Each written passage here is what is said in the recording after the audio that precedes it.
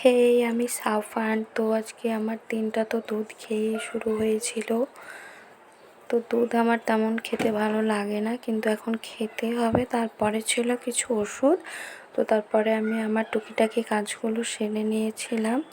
তারপর আমি লেগে গিয়েছিলাম রান্নার কাজে। তো আজকে চিংড়ি দিয়ে আলু বেগুন দিয়ে করেছিলাম, আর করেছিলাম মাছের ডিম ভাজা।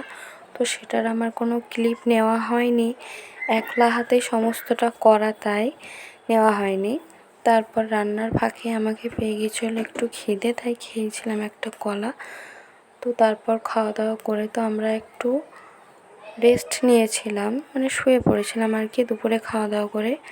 তো তারপর বিকেলে উঠে থালা বাসনগুলো ধুয়ে এখন আমি যাবো ছাদে। সেই সকালের কাঁচা কাপড় এখনও আমি মেলতে পারিনি রোদের তাপে।